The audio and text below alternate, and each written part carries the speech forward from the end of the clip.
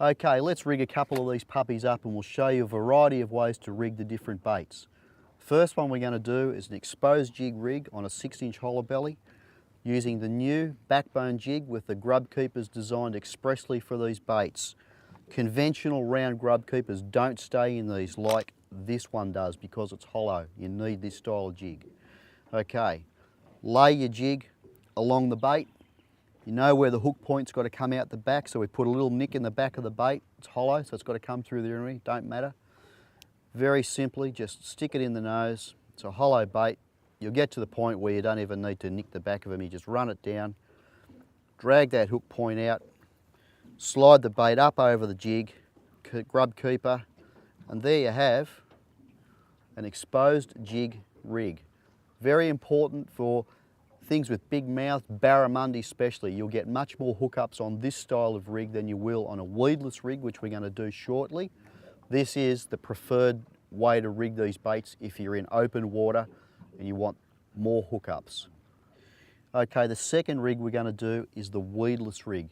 For fishing, when you're going to be pitching your baits into really bad cover, thick weeds, snags, and you want to be able to get it out without fouling up but still get the bites. So this time we take one of the jungle hooks. This is a 7.0 monster made expressly for the 6-inch hollow belly.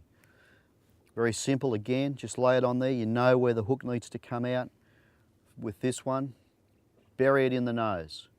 You want to come out about nearly a centimetre maybe under the throat. I like to wet that because it'll just help slide through that plastic. Turn it round. You can see there where it needs to come out. Just a matter then of pinning that straight up through the back of the bait. And we've got a weedless rigged 6-inch hollow belly. The other thing that I like to do with that is just pull that forward and just pin that bait, that point, under the skin of the bait. And that'll just get you through the weeds a little bit easier. But when you get the bite, it exposes very easily and you got him on. That's the weedless rig for all the hollow bellies.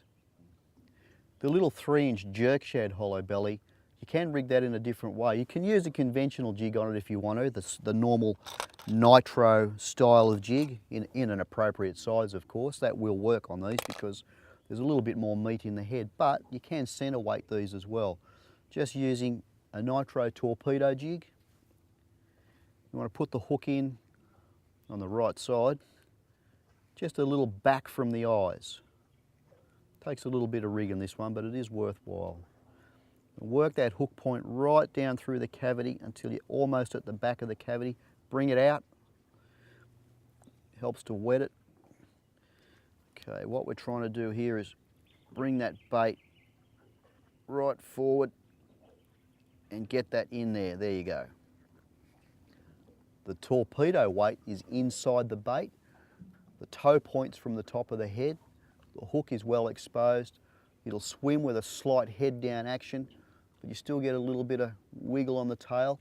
With the jerk shad style, you do need to use a bit of rod tip to impart the correct action. But the 3-inch and the 5-inch can be rigged center weighted or with a conventional jig because, as I said, there's a little bit more meat in the head of these and they do hang on better. So that's how you rig your jerk shad hollow belly baits. But don't forget, for all of the information on the Berkley hollow belly baits and the other things under the Pure Fishing banner, go to purefishing.com.au, check it out. You'll see this and a whole lot more.